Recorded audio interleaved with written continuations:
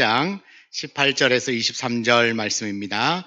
마태복음 1장 18절에서 23절 신약 성경 1쪽입니다. 마태복음 1장 18절에서 23절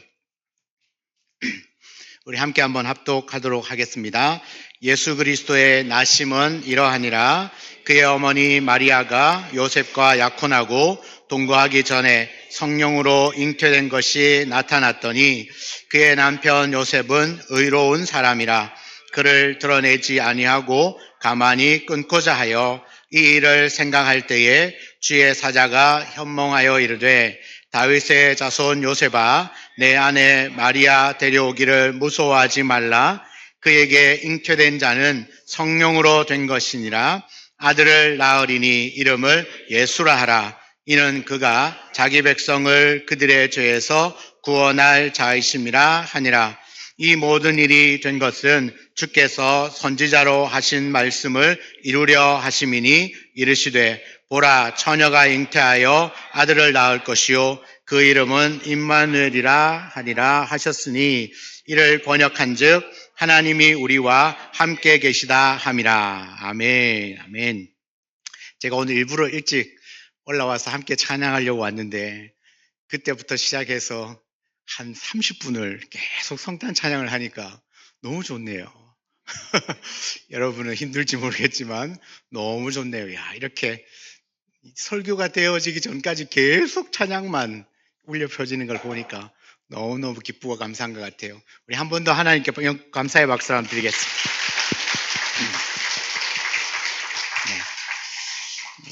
우리 찬양대 찬양할 때 노엘 하셨잖아요. 노엘이 무슨 뜻인지 아십니까?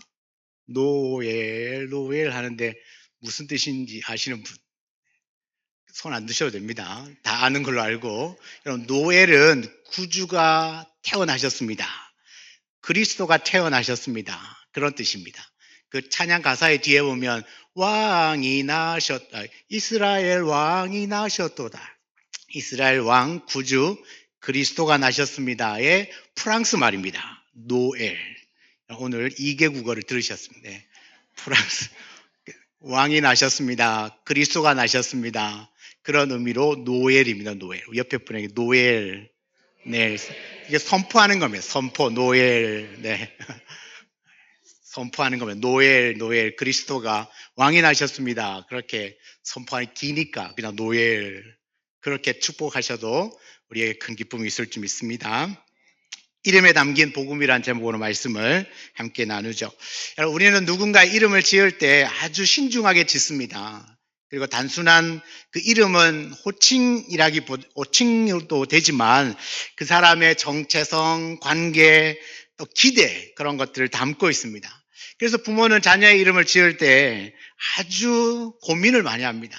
물론 옛날에 어른들은 말자, 끝순이 막 이렇게 경자, 그 다음에는 아들을 낳으라, 경자. 이제는 끝이다, 뭐 끝순이, 말자, 막 이렇게 지었지만, 특별히 성경에 나오는 여러 가지 이름들을 보면 그냥 짓는 것이 아니고 또 하나님과 연결되어진 사람들을 보면 하나님 그 이름에 하나님의 뜻을 담아서 그 이름을 지었던 것을 봅니다.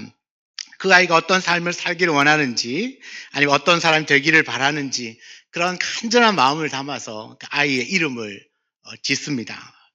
이름 이야기하니까 제가 그냥 첫째 딸 이름만 소개하고 우리 가족 이야기하면 안 되는데 이름이 하람입니다.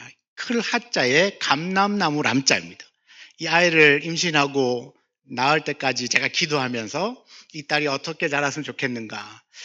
큰 감람나무가 되라. 이런 감람나무는 그 감람나무가 올리브 나무입니다. 올리브. 그래서 올리브는 그 열매는 이스라엘에서 없어서는 안 될 열매입니다. 그리고 그 열매를 먹어야 몸에 있는 그 석회질, 그 물이 안 좋기 때문에 희석시켜주는 역할을 합니다. 그래서 올리브를 그냥 먹든지 기름으로 먹는 건 몸속에 있는 그 석회질을 분해해서 너무 좋고 사람의 육신에 너무너무 귀한 열매고 기름이 올리브 기름이고요.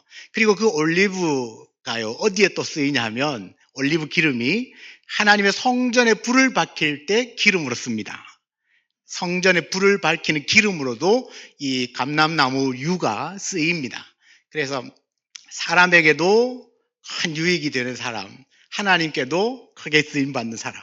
그래서 큰 감람나무가 되라. 그래서 하람이라고 이름을 지었는데, 그러니까 그처럼 부모가 아이의 이름을 지을 때는 아주 오랫동안 기도하고 또 이 아이가 이렇게 자랐으면 좋겠다라고 하는 마음을 담습니다. 오늘 마태복음 1장에 보면 예수님의 탄생 이야기인데, 예수님 이 마태가 기록할 때 단순하게 아이가 태어났다고 말하는 것이 아니라 그는 요셉에게 들려진 하나님의 말씀을 통해서 이 아이가 어떤 아이인지 어떤 분인지를 그 이름을 통하여서 선명하게 말씀해 주고 있습니다. 21절에 아들을 낳으리니 이름을 예수라 하라. 예수라고 하라. 23절에 보면 그의 이름은 임마누엘이라 하리라. 하나님이 친히 자신의 뜻을 그 아들의 이름에 담아 주셨죠. 예수 그리고 임마누엘. 마태는 그 아들의 이름을 두 개로 소개를 하지만 사실 이 두 이름은 서로 다른 메시지가 아니라 하나의 복음이죠. 여러분, 예수는 우리를 구원하시는 이름이고 임마누엘은 그 구원 이후의 삶까지 책임지시는 이름입니다. 그래서 예수는 우리의 구원으로부터 시작해서 구원 이후의 삶까지 전 영역을, 전체를 책임지시는 그 이름이 바로 예수, 임마누엘입니다. 여러분, 그렇다면 우리가 이 성탄을 맞이해서 예수의 이름의 뜻을 알고 그 이름을 우리가 그 의미대로 잘 부르고 있고 또 그 의미를 우리의 마음판에 잘 새기고 있는지를 한번 생각해 보기를 원합니다. 첫 번째 21절에 첫 번째 등장하는 이름이 예수입니다. 21절 우리 함께 한번 읽어보겠습니다. 아들을 낳으리니 이름을 예수라 하라. 이는 그가 자기 백성을 그들의 죄에서 구원할 자이심이라 하니라. 아멘. 주의 사자가 현몽하여 요셉에게 말합니다. 아들을 낳으면 이름을 예수라 하라. 이 말씀은 단순한 이름을 지으신 것이 아니라 하나님의 그 구원 계획을 그 이름 속에 분명히 담았습니다. 그죠? 예수라고 하는 이름의 뜻이 뭡니까? 그가 자기 백성을 그들의 죄에서 구원할 자이다. 예수라고 하는 이름의 뜻은 여호와는 구원이시다. 하나님은 구원이시다라는 뜻입니다. 그러니까 예수라는 이름은 하나님이 친히 구원하신다라는 의미죠. 그러니까 하나님의 뜻을 이 아이의 이름에 담으신 겁니다. 여기서 중요한 건 이 구원의 주체가 인간이 아니라 하나님이라는 거죠. 여러분, 구원은 인간이 하나님께 나아가는 이야기가 아니라 하나님이 인간에게 찾아오시는 이야기입니다. 그래서 주의 사자는 예수가 자기 백성, 그가 자기 백성을 그들의 죄에서 구원할 자라고 말합니다. 그 자기 백성을 그들의 죄에서 구원할 자. 자, 그러면 자기 백성은 누구입니까? 혈통적으로 이스라엘만을 말하지 않습니다. 하나님 택하시고 그리스도 예수의 이름으로 부르시는 모든 자들입니다. 그러니까 그 모든 자들의 구원을 위하여서 오신 분, 그분이 예수 그리스도이시죠. 그래서 이 구원은 막연한 가능성이 아니라 반드시 이루어질 구원입니다. 여기서 우리는 성탄의 방향을 분명히 해야 합니다. 예수님은 우리를 더 편안하게 살게 하기 위하여 오신 분이 아닙니다. 우리를 더 성공하게 하기 위하여, 더 잘되게 하기 위하여 오신 분도 아닙니다. 성경은 단호하고 분명히 말합니다. 예수님은 자기 백성을 그들의 죄에서 구원하실 분, 구원하시기 위하여 이 땅에 보내셨다라고 말씀합니다. 바로 우리는 이 지점에서 예수라는 이름의 그 복음의 빛을 발하게 되죠. 여러분, 예수님은 죄를 덮어주시는 분이 아니라 죄를 제거해 주시는 분입니다. 죄를 가볍게 여기는 분이 아니라 그 죄의 대가를 자신의 몸으로 친히 담당하신 분입니다. 그래서 예수님의 탄생은 이미 십자가를 향하여 가고 있습니다. 마구간에서 시작된 삶이 골고다 언덕으로 이어지는 거죠. 그래서 이 성탄은 이미 십자가를 품고 있는 사건이죠. 그래서 성탄은 그래서 기쁜 소식입니다. 그러니까 그분이 태어나신 게 기쁜 건 우리를 구원하기 위하여 십자가가 있기 때문에 그 성탄이 우리에게 기쁨을 주는 겁니다. 또한 내가 하나님을 찾는 것이 아니라 하나님이 나를 찾아오셨기 때문에 성탄이 기쁜 겁니다. 내가 준비되었기 때문에 오신 것이 아니라 여전히 죄 가운데 있을 때 그럼에도 불구하고 나에게 오셨기 때문에 성탄이 기쁜 겁니다. 여러분, 예수라는 이름은 오늘도 이렇게 선언을 합니다. 너는 죄인이지만 나는 너를 구원한다. 너는 죄인이지만 나는 너의 구원자다. 이보다 더 기쁜 소식은 없을 겁니다. 성도 여러분, 이번 성탄에 우리는 습관처럼 부르던 그 예수의 이름이 아니라 나의 죄로부터 나를 살리기 위하여 오신 그 예수의 이름을 부르시기 바랍니다. 여러분, 예수 그 이름 안에 죄사함의 은혜와 기쁨이 있음을 믿으시기를 주의 이름으로 축원합니다. 이어서 마태는 예수님의 탄생을 설명하면서 갑자기 그 이사야서의 말씀을 인용합니다. 22절과 23절에 이 모든 일이 된 것은 주께서 선지자로 하신 말씀을 이루려 하심이니 이르시되 보라 처녀가 잉태하여 아들을 낳을 것이요 그의 이름은 임마누엘이라 하리라 하셨으니 이를 번역한즉 하나님이 우리와 함께 계시다 함이라. 그럼 처녀가 잉태하여 아들을 낳을 것이요 그의 이름을 임마누엘이라 하리라. 이사야 7장 14절의 말씀입니다. 그러니까 마태는 이 예수님의 탄생 사건이 우연한 일이 아니라 오래전에 준비된 하나님의 구원 계획이 성취되는 사건이다라고 분명하게 말씀하고 있죠. 그래서 여기에 나오는 두 번째 이름이 임마누엘입니다. 임마누엘의 뜻은 하나님이 우리와 함께 계시다. 예수라고 하는 이름은 하나님은 우리의 구원자이시다. 임마누엘은 하나님이 우리와 함께 계시다. 하나님이 우리와 함께 계시다라고 하는 그 증표가 예수, 아들 예수를 이 땅에 보내신 것입니다.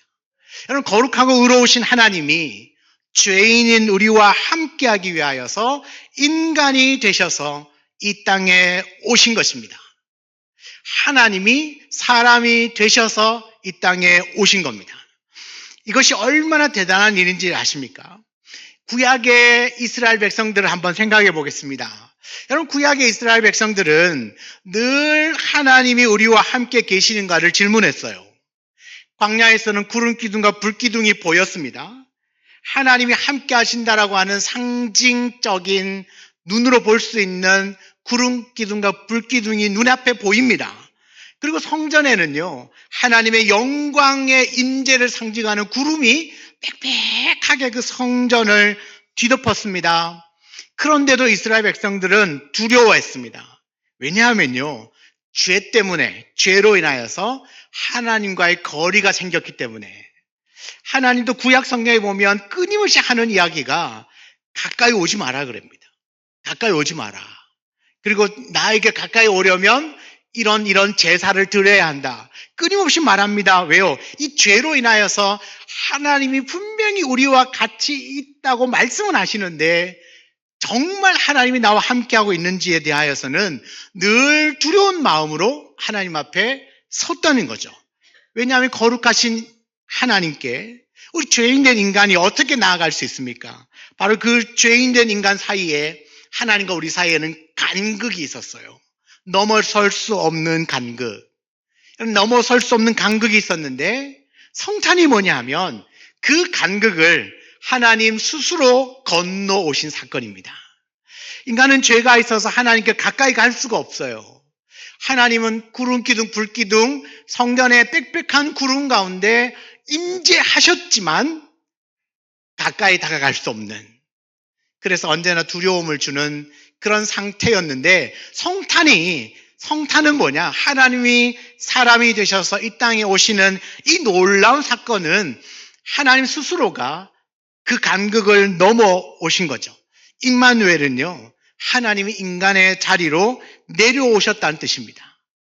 높고 높은 보좌에 머물러 명령하시는 분이 아니라 인간의 연약함 그 한가운데로 들어오신 거죠. 주님은 오셔서 배고픔을 아셨고 눈물을 아셨고 거절과 오해를 다 아셨습니다. 여러분, 우리의 고통을 멀리서 관찰하신 분이 아니라 그 고통 안으로 직접 들어오셨죠. 여러분, 세상의 종교들은 인간이 그 신의 마음을 얻고 그 신에게 다가서기 위하여서 얼마나 많은 노력과 수련을 해야 하는지 모릅니다. 그렇게 열심히 수련하고 돌을 닦고 해도 그분께 도달할까 말까. 그러나 성경은 하나님이 우리와 함께 하시기 위하여 하나님이 친히 인간이 되셨다라고 강조합니다. 왜 그런지 아십니까? 우리가 내 스스로의 힘으로는, 나의 어떤 능력으로는 하나님께 다가설 수 없기 때문에, 내가 갈 수 없기 때문에 하나님이 그래 그럼 내가 간다. 너희들이 내게 다가올 수 없기 때문에 내가 너에게 다가간다. 그러니까 하나님은 우리에게 너희가 나에게로 오라고 여러 가지 방법들을 통해서 내게로 나오라고 말씀한 게 아니라 내가 너희에게 내려가겠다 말씀하십니다. 그러므로 임마누엘은 어떤 어려운 신학적인 개념이 아니라 하나님이 육신을 입고 이 땅에 오신 역사적인 사실이라는 거죠. 요한복음 1장 14절 같이 한번 읽어보겠습니다. 말씀이 육신이 되어 우리 가운데 거하심에 은혜와 진리가 충만하더라. 아멘. 말씀이 육신이 되어 우리 가운데 거하시는 겁니다. 말씀이신 하나님이 육신이 되어 우리 가운데 거하시는, 그리고 그 예수님을 보니까 그 아버지의 영광이고 은혜와 진리가 그분께 충만하더라. 여러분, 사도 바울은 골로새서 1장 15절에 그는 보이지 아니하는 하나님의 형상이시요 그렇게 말합니다. 그러니까 예수님은 보이지 않는 그 하나님의 형상이다. 예수님을 보는 것은 곧 하나님을 보는 것과 같다. 예수님은 보이지 않는 하나님을 우리의 눈으로 볼 수 있도록 하는 하나님의 형상이라고 말씀하고 있습니다. 그러면서 여기서 중요한 것은 우리가 가져야 될 신앙의 균형이 중요하고 이 신앙의 균형을 배우게 되는데요. 예수님의 이름이 예수일 때는 그분은 우리의 구원자이십니다. 그리고 그분의 이름이 임마누엘일 때는 그분은 우리의 동행자이십니다. 예수님은 죄에서 구원하시고 떠나시는 분이 아니라 구원받은 이후의 삶 속에서도 우리와 영원히 함께 살아주시는 분, 나와 함께 걸어주시는 분이 예수님이십니다. 그러니까 임마누엘은 앞으로 상황이 좋아질 것이라는 약속이 아니에요. 고난이 사라질 것이라는 보장도 주는 말이 아니에요. 임마누엘은 너의 질병이 나을 거라는 것을 확신하는 말도 아니에요. 임마누엘은요, 고난 한가운데서도 하나님이 떠나지 않으신다는 약속입니다. 너의 형편이 더 나아질 거야. 앞으로 더 돈을 많이 벌 거야. 너 건강이 좋아질 거야. 너의 모든 문제가 해결될 거야. 이것을 약속하는 게 임마누엘이 아니에요. 임마누엘은 너 비록 힘들지만, 고난 당하고 있지만, 어렵지만, 여전히 아프지만, 그럼에도 불구하고 너의 그 고난 한가운데 내가 있다. 내가 있다. 십자가를 지시기 전까지 예수님은 단 한순간도 우리 인간의 삶을 외면하신 적이 없습니다. 그리고 부활하신 이후에도 약속합니다. 볼지어다 내가 세상 끝날까지 너희와 항상 함께 있으리라.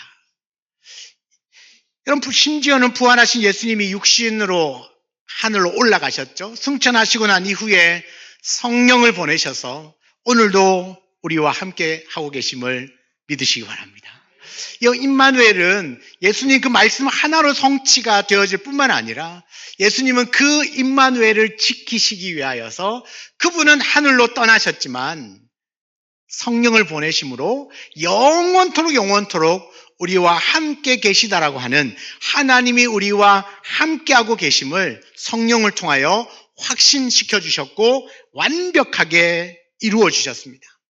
성탄은 그래서 우리에게 현실적인 위로를 줘요. 하나님 우리의 형편을 모르는 분이 아니십니다. 우리의 눈물을 이해하지 못하는 분이 아니십니다.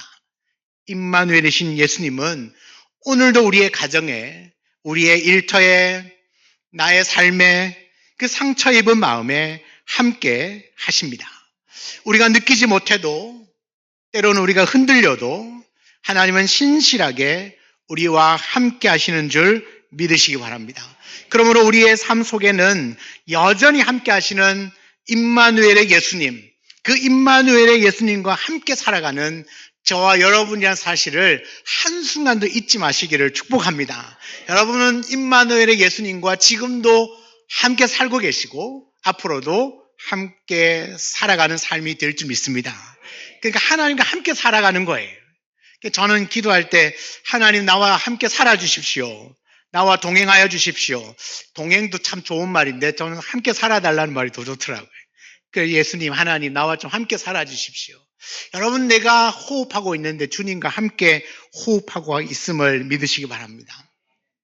여러분, 오늘 우리는 성탄의 이야기를 이 두 개의 이름으로 들었습니다.